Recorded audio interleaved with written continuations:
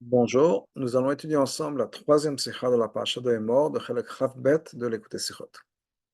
Betzivui Torah parashatenu adolet dalet aminim. Dans le mitzvah de la Torah, le commandement de la Torah dans notre parasha, sur les quatre minim. Et quatre minim, Rabbi nous dit dans la 1, kach nikra b'kol makom, c'est comme ça qu'on appelle ça les quatre choses, qu'on appelle donc le etrog, le lulav, la dasim, la ravot, on appelle ça les dalet minim, l'arba minim. Donc, Sheesh Titol B'Yom Rishon de Chag Sukkot, ces espèces, ces quatre espèces qu'on est censé prendre le premier jour de Sukkot. Quand c'est marqué dans la Torah, Kartam Lachem B'Yom Harishon, vous prenez le premier jour. Pri Etz Hadar, le fruit d'un arbre qui est beau. Kapot Marim, Anaf Etz Avot V'Arve Nachal, qui sont une référence donc au Etrog, au Lulav, au Hadassim et au Aravot. Matzino d'abord, puis on trouve quelque chose de très étonnant. Begimel Aminim Harishonim, dans les trois premiers minim, on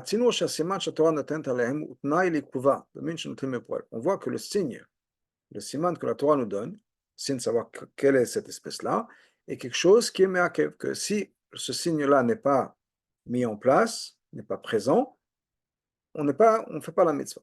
Alors, pri etz ada, un fruit qui doit être très beau. Etrog shemachim alav chayav pri etz, le etrog sur lequel on fait la bracha, il faut que ce soit pri etz, c'est-à-dire que ce soit un fruit. Et on va voir dans la 2 étoiles, Rabbi nous dit dans le Shulchan Aruch, il faut que ce soit un fruit fini, le fruit soit complet. Et donc il faut qu'il soit fini. Et il faut qu'il soit beau. Par exemple, si le trog est desséché, c'est pas sous. Ensuite, on a kapot marim. Kapot marim, c'est une référence au lulav. Au lulav, chayot liot kafut. Le lulav, il faut qu'il soit fermé. C'est-à-dire que ce soit les branches qu'on puisse les attacher ensemble et qu'elles couvrent, qu'elles soient unies avec la colonne vertébrale, si on peut dire, de ce lulav. Im lav n'est pas sous. Si le lulav n'est pas fermé, il est ouvert complètement, c'est pas sous. Même d'ailleurs, non seulement le capote, mais même cette idée que le fait que ce soit uni ensemble, que le lulav doit être fermé, si on peut dire. Mais même le côté tmarim, qui veut dire que ça vient d'un dattier. Mais vers la Ragatchov nous dit que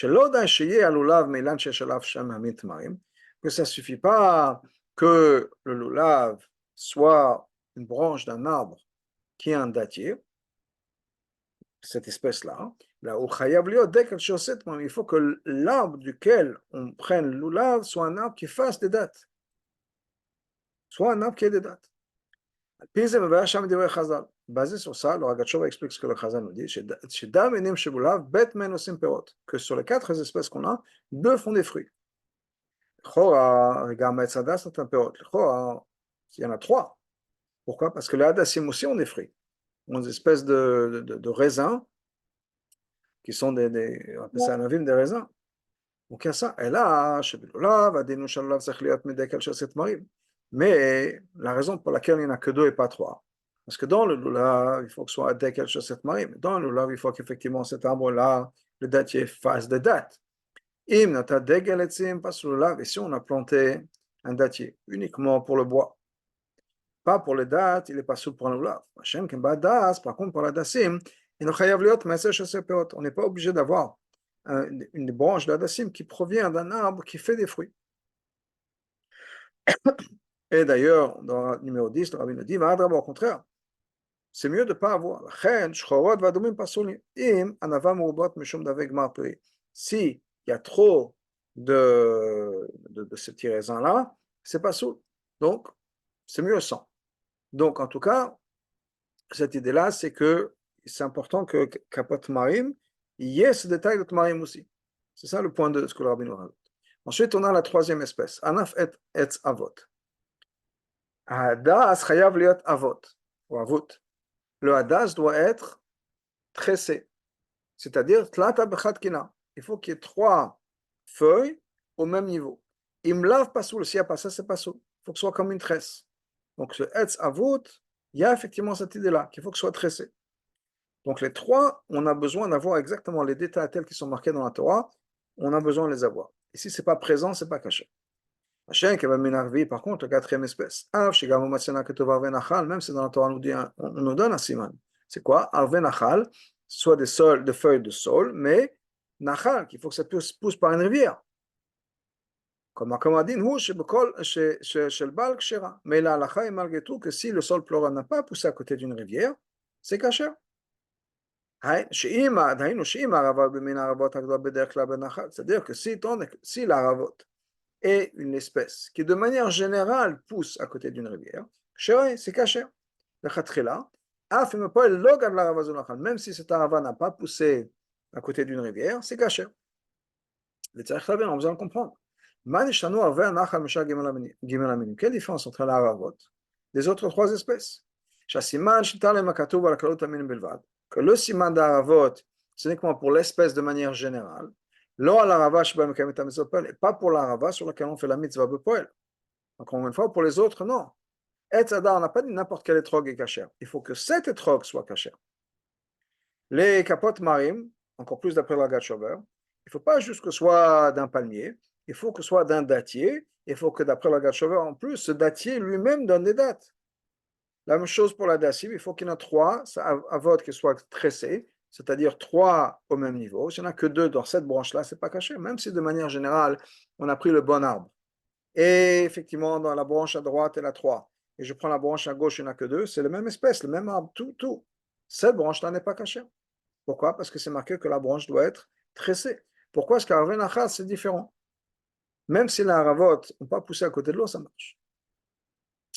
Magmar Matsino, trouve dans la Gemara, Mandama une opinion qui nous dit, chez Din Ze, c'est à la Chala, Sharava Galaba Midbar Barim Basade, une harava qui a poussé dans le désert, ou bien dans les montagnes, ou bien dans un champ, c'est caché. Et al final, Melachon Akatouv, Arve Nachal. On voit d'où est-ce qu'on sait que c'est caché, parce que le verset nous dit Arve Nachal. Arve Lachon Arve, c'est au pluriel. Le rabot harava, Shna Galaba Nachal. Ça nous inclut une harava qui n'a pas poussé à côté de la rivière. Et donc, on apprendra un limoud. Il y a cette opinion qui dit que c'est un limoud des psukim. Aval, mais ça, premièrement, ça même, on a besoin de comprendre. Pourquoi est-ce que dans les trois autres espèces, la Torah nous a dit non, Torah fait attention, on a besoin d'avoir les simanim dans l'objet, enfin dans la plante dans laquelle on va prendre. Alors que pour la ravot, ça suffit que ce soit l'espèce. Et à part ça, on ne comprend pas. Et la Shana Rambam, des mots du Rambam, la manière dont la majeure partie des Mefarshim comprennent le Rambam. Vea Shulchan Aruch. Mashma, she'en tzoreh beribuy mechad kedei l'rabot harava shegadla ben barbarim. On a l'impression qu'on n'a pas besoin d'avoir un ribouille particulier, un limoud particulier pour nous dire que n'importe quel harava est kasher. La Shadava Mouvan, Mashmot HaKatov, on comprend ça des versets. She'arava, nikre b'Torah Shem Arve Nachal. Quand on parle de l'harava, qu'on appelle Arve Nachal, tant que de manière générale, la majeure partie de ces arbres-là poussent à côté de la rivière, c'est bon. Mais même une arava qui fait partie de la même espèce, mais qui a grandi dans le désert ou dans un champ ou dans une montagne, c'est aussi kasher. On n'a pas besoin de dire, ah oui, c'est marqué au pluriel. D'ailleurs, aussi fois, le Mefarshim rajoute, on ne peut pas dire chez la date Rambam, que d'après le Rambam, Akor Din Zeu Maribou d'Arve. Le Rambam pense qu'on apprend ça parce que c'est marqué Arve. Pourquoi? Parce qu'on a besoin de ce ribouille-là pour apprendre quelque chose d'autre, pour nous enseigner qu'on a besoin d'avoir deux haravot. Donc le limoud, il vient pour quelque chose d'autre. Nimsa, chez les shtat Rambam, donc après le Rambam, chez Kavnat, Akato Belashon Arve Nachal, le passage nous dit Arve Nachal, des branches de sol, et on parle uniquement de l'espèce. Pas nécessairement les haravot, les deux branches dans lesquelles j'ai fait la mitzvah. Donc, encore une fois, il est mouvan. On ne comprend pas. Minalan, d'où est-ce qu'on sait? Maïtama, et donc, quelle est la raison? Pour quelle la raison pour laquelle il y a une différence entre les 4 milim? Ben, Gimel Arishonim, entre les trois premiers, où le siman que la Torah nous donne est un absolu, on a besoin de l'avoir. La harava, où le siman que la Torah nous donne, on n'est pas obligé de l'avoir. Ça peut être sans. Tant que l'espèce est la bonne, c'est bon. On a déjà expliqué plusieurs fois. Il y a plusieurs choses dans la Torah. On ne peut pas comprendre à 100%, juste si on reste au niveau du pshat ou bien au niveau du niglé. Et la seule manière de vraiment bien comprendre ce concept, c'est uniquement quand on passe dans le monde du Drush, du Ramez, du sort de la Kabbalah.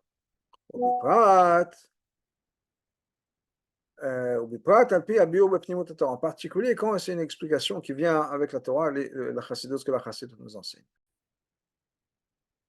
Ou Bilachon Rashi, comme Rashi nous dit d'ailleurs dans les mots, au Badgasha, El Amika Ze Omer El Adarsheni. Ce passage-là ne dit que Darsheni. Explique-moi au niveau du Drush. J'ai besoin d'un Midrash. Et sans ça, impossible de comprendre le passage. Donc ça, c'est ce que Rashi nous dit. C'est bien la même chose chez nous, dans notre contexte. Cette différence-là entre les quatre espèces, on peut comprendre ça très simplement quand on va retourner à l'explication, d'après le Drash, de ces quatre espèces de Dalet Minim. Alors, quelque chose qu'on connaît tous, Itab Midrash, marqué dans le Midrash. Chez Dalet Minim, les quatre Minim, Ramzim et Dalet Sukim chez Bisraël. C'est un remède, c'est une allusion en quatre sortes de juifs. Il y a le Etrog, שיש בו טעם ויש בו ריח, לאתרוג a du goût et sont bons. כנגד אלו שיש בהם תורה ויש בהם מעשים טובים. Ça correspond à ceux qui ont la Torah et des bonnes actions. Ensuite, on a kapot marim le lulav, אשר התמר, le fruit, la date, יש בו טעם ואין בו ריח. Ça a du goût, la date ça a du goût, mais ça n'a pas d'odeur. Et ça correspond כנגד אלו שיש בהם תורה ואין מעשים טובים. Ça correspond à ceux qui ont la Torah mais pas de bonnes actions. Hadas, ensuite on a la hadassim. Yesh boreach, la dassim ça sent bon, mais ça n'a pas de goût. Ça correspond à ceux qui ont des bonnes actions. Torah, mais non pas de Torah. Ensuite, on a la rava. En batam en barach, qui n'a ni goût ni odeur. Et ça correspond aux gens qui n'ont ni Torah ni bonnes actions. Mitzvah entilat dalet minim minyana. C'est quoi alors la mitzvah de dalet minim? Yukshu kulam, de prendre, d'attacher tous ces quatre espèces, kol dalet sugim shel Israël, de rassembler, de réunir en un seul groupe ces quatre espèces différentes, ces quatre sortes de juifs différents. Nimsa donc, yesh chiluk ben gimel haminim harishonim le ben ha'ava. Il y a une différence essentielle entre les trois premières espèces et l'ha'ava. Gimel haminim, les trois espèces, les trois premières, hasugim bnei Israël harishonim, les trois premiers groupes, les trois premières catégories de juifs, shavim zem elezeh, ils ont tous quelque chose en commun. Et donc, ils s'unissent autour du quoi? Au cours du fait que tous ces trois groupes-là ont une mala ou un avantage particulier qui est révélé, qui est clair. Maalot, ce sont des maalot, des avantages, quelque chose de positif, quelque chose à offrir, qu'on peut concrètement voir. Comme l'expression qu'on connaît. Ganav, un ganav, un voleur, c'est pas quelqu'un qui sait voler, c'est quelqu'un qui vole. Lamdan, quelqu'un qui sait étudier un lamdan, et l'homme c'est pas quelqu'un qui sait étudier, c'est quelqu'un qui étudie, concrètement. Donc on ne parle pas de quelque chose qui est caché, on parle de quelque chose qu'on voit, qui est visible. À plus forte raison quand il s'agit de bonnes actions, comme le sens simple des bonnes actions. On parle de quelqu'un qui fait des bonnes actions. S'il n'y a pas d'action, ce n'est pas des bonnes actions. Donc les bonnes actions, c'est quelque chose qui est fait, quelque chose qui est exprimé, qui est donc visible, le pôle. Ma chaîne, par contre, la rava, et les juifs qui n'ont ni Torah ni bonnes actions. Et pourquoi est-ce qu'on s'unit avec eux? Parce que c'est des juifs. C'est-à-dire, c'est quelque chose d'essentiel, de profond, d'interne, qui existe chez chaque personne qui est un descendant d'Abraham, d'Israël et Yaakov. Même si concrètement parlant, ils n'ont ni Torah ni bonnes actions. Même un enfant qui a été élevé chez les non-juifs, c'est-à-dire qui a été élevé sans aucune éducation juive, et ne d'aklal chez Israël, c'est même pas qu'il est juif. Littéralement, c'est un enfant qui a été kidnappé en tant qu'enfant. Il a grandi sans même savoir qu'il était juif. Mais c'est un juif. Maintenant, il n'est peut-être même pas conscient du fait qu'il est juif. Il n'a aucune bonne action. En tout cas, pas ce qu'on pourrait considérer une mitzvah, si on peut dire. Pas de Torah. Et malgré tout, il fait partie de ce groupe-là, des Dalet Minim. Mais donc de là découle la halacha. Que quoi? les simanim, les signes que la Torah, les signes reconnaissables que la Torah nous donne, des trois premières espèces, eux, ils doivent être reconnaissables. On peut voir avec la chose avec laquelle on fait la mitzvah. La chaîne qu'un arava, par contre, l'arava, même si c'est une arava, l'arava avec laquelle on va faire la mitzvah, n'a pas grandi à côté de cette source d'eau. C'est comme un enfant qui a été kidnappé en tant que jeune, qui a grandi sans aucune éducation juive. Mais qui fait partie de cette espèce, qui normalement grandit à côté de l'eau. C'est-à-dire que c'est quelqu'un qui descend de Zera Avram et Yaakov, qui est descendant d'Avram et Yaakov. C'est une arava kshera pour pouvoir faire la mitzvah. Validé,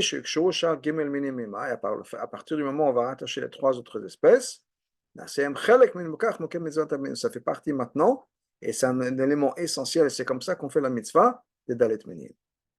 Oulaïr, juste pour noter, nous dit le Rabbi, Davka dans le nom de l'Arava, le nom qu'on donne en hébreu, le nom qu'on donne en hébreu, on dit c'est la source de la vitalité de quelque chose. Harava,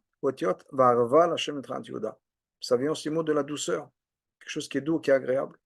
Et Davka ça, l'offrande de Yehuda, le passage dit Varva, Hashem etrat Yehuda. L'offrande de Yehuda est douce et agréable par Hashem, et c'est l'Aravot. Justement, cette personne-là qui n'a rien à offrir, à part le fait que c'est quelqu'un qui fait partie du peuple juif. Miséora Boura, de là on a une leçon très claire. Premièrement, il faut savoir, on est obligé de se rattacher avec chaque juif. Même avec les gens les plus simples. Pourquoi? Parce que pour pouvoir faire la mitzvah des 4 minim, on est obligé d'avoir les 4 espèces. De la même manière qu'on ne peut pas faire la mitzvah des dalet minim sans un etrog, sans le lulav, sans la dasim.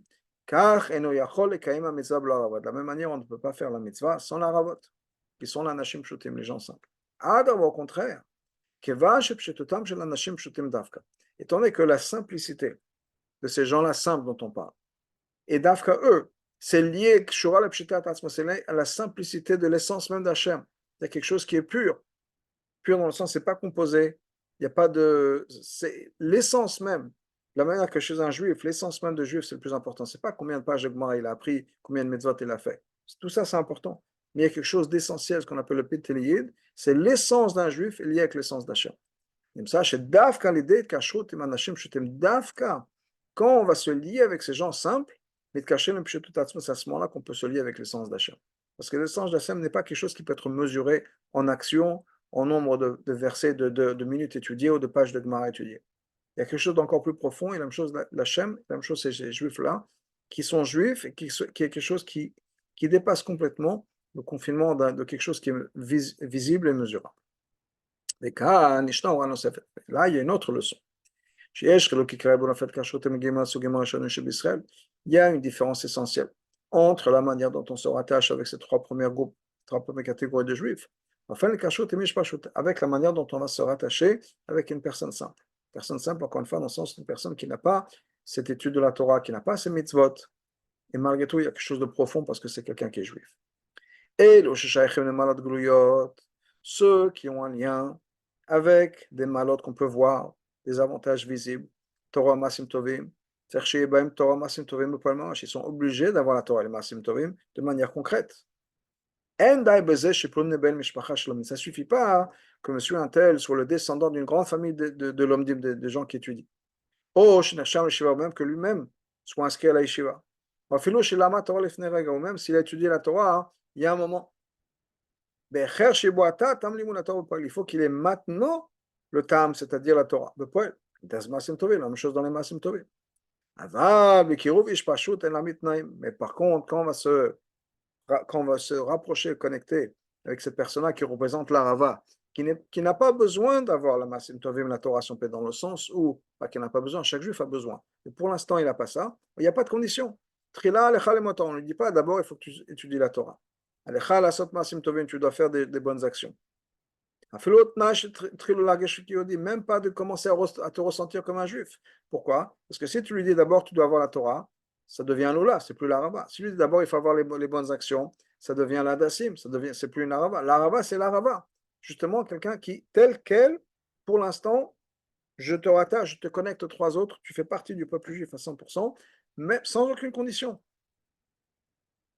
Kevan, Shumezer, à partir du moment où c'est quelqu'un qui descend du peuple juif, la première chose à faire, c'est c'est qu'il faut se rattacher avec lui. Mais Tzadavat Israël, parce qu'il est un juif. Adraba, imeno magish zot, s'il ne ressent pas ça, dans ce cas-là, il faut faire encore plus de peine sur cette personne-là. Une grande miséricorde, une grande peine qui pourrait amener à cet amour-là. Parce que justement, c'est quelqu'un qui ne ressent même pas le fait qu'il est juif.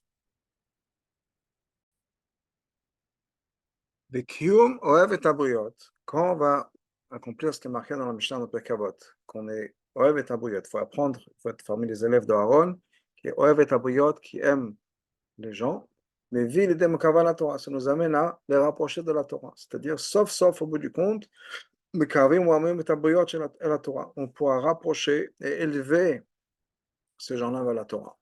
Au point qu'ils puissent arriver à se transformer en étrog, avoir le goût qui est la Torah et avoir la bonne odeur qui est le mitzvah. Biyourze, cette explication, Walibad Adana al Sifalev, et suit l'opinion qu'on a ramenée plus tôt dans le Sifalev, chez Kapot Marim Utnaï le Kuva Bilulav, que Kapot Marim, le fait que les branches doivent être ensemble, mais que ça doit aussi venir d'un Tmarim, d'un Lulav qui fait des dates, ou donc dès que c'est quelque chose qui est marqué, que l'Oulav doit venir d'un arbre qui fait des dates. Mais il y a des opinions. Que même kapot marim, le fait que ce soit d'un datier, c'est de manière générale l'espèce, de la même manière que le sol pleureur. Même un dekel, même un palmier qui ne fait pas de date est caché. Donc, on a maintenant une similarité entre le palmier, le loulav, et la ravot, qui est que ce que la Torah nous dit, ce n'est pas un signe qui est obligatoire, c'est juste pour savoir l'espèce. Alors là, on rentre dans un nouveau problème, qui est, dans ce cas-là, qu'est-ce que ça veut dire par rapport à l'étude de la Torah? C'est-à-dire que les Maasim Tovim, il faut qu'ils soient révélés. C'est-à-dire qu'on a besoin que le Etrog et la Dassim soient siman révélés. On a expliqué pourquoi la Rava, non. Mais qu'est-ce qui se passe avec la Torah, avec le Lab? Comment est-ce qu'on peut expliquer la différence entre le Etrog et la Dassim et le Lulav et la Rava de l'autre côté? Prendre les quatre espèces, de prendre le Lulav, c'est une mitzvah d'action. Ou ben Gofan Alit Bioter, c'est une mitzvah qui est très élevée. Pourquoi? Parce que le but de cette mitzvah-là, c'est de pouvoir accomplir, créer, impacter une union parfaite de toutes les sortes de juifs qu'il y a. La même manière qu'on a les quatre lettres du nom d'Hachem qui vont ne faire qu'un seul nom, on attend la même union qui puisse se faire sur le peuple juif. Et de manière extraordinaire, qu'est-ce qu'on voit? Comment est-ce qu'on peut créer cette mitzvah-là d'unité? C'est Dafka quand il y a ceux qui n'ont pas de bonnes actions qui sont impliqués. Encore une fois, c'est une mitzvah. Mitzvah, on parle de Maasim Tovim. Et cette mitzvah-là implique dans l'action, même ceux qui ne font pas d'action. C'est-à-dire, non seulement qu'on va pouvoir incorporer l'union par l'intermédiaire de la mitzvah, que la kapara de l'un va vers l'autre, c'est-à-dire que toutes ces quatre espèces ensemble accomplissent une kapara, même ceux qui manquent de quelque chose par l'intermédiaire des autres, ils vont être pardonnés ou protégés, etc. Et tellement encore plus que ça. Au contraire, si on pense. Le fait qu'on a une action et qu'on incorpore des gens qui sont dans la non-action, le lulav et la haravot, ça veut dire quelque chose qui devait empêcher. Comment est-ce qu'on peut avoir une action d'union alors qu'on a des gens qui déclarent, si on peut dire, qui représentent la non-action? Les gens qui disent non, non, fais pas ça. Comment est-ce qu'on peut créer cette union-là dans l'action par des gens qui disent on ne veut pas faire partie de ça. Nous, on n'y croit pas, on n'est pas dans ça. D'ailleurs, chameau, comme on dit par exemple pour la paradouma, la vache rouge, chez l'Olida, la vache rouge n'était pas faite par Aaron. Pourquoi? On ne peut pas avoir l'accusateur qui devient la défense. Donc là, on a des gens, que ce soit le lulav qui représente la Torah, mais pas les Masim Tovim, l'arava qui n'a aussi pas de Masim Tovim. Comment est-ce qu'on peut avoir cette mitzvah de Masim Tovim? Parce que c'est une action. Par l'intermédiaire et grâce à ceux qui démontrent l'opposé de ça, qui sont dans la perception opposée. On est obligé de dire que les deux, lulav et arava, ils accomplissent quelque chose dans la mitzvah, ne serait-ce que par leur présence. On n'a pas besoin de leur action, on a besoin qu'ils soient là. C'est-à-dire, chez M, Ibn Avraham, etc., le fait que ce soit des juifs, qui sont des descendants d'Avraham et Yaakov, chez Gadol, c'est quelque chose qui est encore plus puissant que l'action. Leur présence même, la présence qu'on voit, on voit qu'ils participent bien, on voit que dans les Dalet Minim, il y a le Lulav, il y a la Rabot. Leur présence même est encore plus forte que leurs actions. On peut donner un exemple, quelque chose qui ressemble un peu. Regarde le Lulav, par exemple, le Lulav lui-même. Que le Lulav doit avoir la Torah. La Torah, la Trouma, on la donne au Kohen. Parce que Aaron a Cohen, il est un descendant un Cohen, par exemple, est descendant d'Aaron. Malgré tout, il faut qu'on voit que dans un Cohen, il faut qu'il ait la malade de la Torah. C'est pas bien de donner la Trouma à un Cohen Amaretz. Donc on a cette idée-là, qui est ce concept de Cohen, et un Cohen, c'est un Cohen, juste parce qu'il est descendant. Mais malgré tout, il faut incorporer la Torah aussi.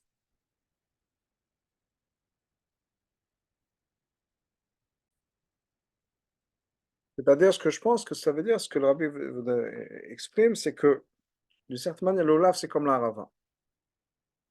C'est-à-dire qu'il n'y a pas de Masim Tovim. Maintenant, ça ne suffit pas de ne pas avoir de Masim Tovim. On a dit que même le Masim Tovim, c'est la chose la plus extraordinaire, etc. Il y a quelque chose d'essentiel dans l'Arava. L'Olaf a aussi cette même idée d'être essentiel, ce lien essentiel. Mais ça ne veut pas dire qu'on ne peut pas avoir la Torah. Par exemple, la Trouma. La Trouma, on la donne à quelqu'un, le point essentiel, c'est quoi? C'est la donner à quelqu'un qui est un descendant de la bonne personne. De la manière que l'Arava, on a dit que ça suffit d'être la bonne espèce, ça suffit d'être descendant d'Avraham et Yaakov. Même chose, la Trouma. Malgré tout, il y a une malade, un Kohen qui a le Torah. Donc la même chose, l'Arava plus la Torah, c'est quelque chose de particulier, de spécial, qui est le Lula. Et puis, Biosé, basé sur cette explication, on a encore quelque chose d'autre. Il y a quelque chose d'encore plus grand. Quand on rajoute le lulav, les gabé atzirouf, je la rabote que plus que juste rajouter la rabote. Quelqu'un qui a de la Torah, mais qui n'a pas de bonnes actions. Le fait qu'il n'a pas de bonnes actions, c'est encore pire que quelqu'un qui n'a pas de Torah. Quelqu'un qui ne connaît pas la Torah. Amaretz, quelqu'un qui ne connaît pas la Torah. Enoyeda, il ne connaît pas. Mabi al-Assad, qu'est-ce qu'il pourrait faire? Il ne sait pas quoi faire.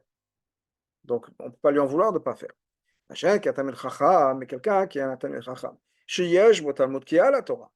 Malgré tout, la Torah ne l'amène pas à un changement dans son comportement. Là, il y a un problème. Comme Chazal nous disent, Tamil Chachamim, que des fois, pour un Tamil Chacham, une avera qui est fait b'shogeg, une avera qui est fait par accident, est considérée comme une avera fait exprès.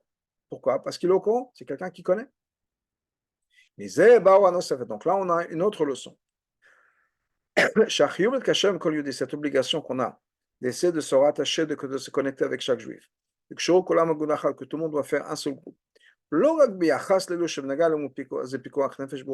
n'est pas uniquement ceux pour lesquels il y a un danger spirituel, si on peut dire. Le fait qu'ils sont complètement perdus du peuple juif. Amaretz, quelqu'un qui est complètement ignorant. Quelqu'un qui a grandi sans aucune éducation juive. Des gens qui n'ont jamais goûté, si on peut dire, le goût du judaïsme. Cela, bien sûr. Et la gamme mais même quelqu'un qui sait, malgré tout, pour une raison ou une autre, il n'accomplit pas ce qu'il a étudié. Il me faut absolument se donner, corps et âme à cette personne-là. Se rattacher, on a besoin de connecter, de rattacher tout le monde ensemble. Et encore plus que ça. On est obligé, comme on avait dit plus tôt pour l'Arava, mais c'est la même chose pour le Lav, on est obligé de prendre cette personne-là qui a étudié la Torah ou qui étudie la Torah mais qui ne la vit pas. Quand on va réunir tous les Juifs ensemble, à ce moment-là, comme le Midrash nous dit, cela mène la kapara pour cela. C'est-à-dire, quelle est la pirouche de kapara? Ça veut dire quoi la kapara? Le chaper l'ifne Hashem liot nachatruach lekono. Ça nous amène la kapara, comme l'Admor Zaken nous dit dans Tanya, que Hashem a du nachat de nous. Au point, ça peut avoir un impact en haut aussi chez Hashem. Hashem dit, moi je m'élève grâce à ça. Ça m'amène la Géoula. Parce que le peuple juif ne sera pas libéré tant qu'on ne sera pas un seul groupe.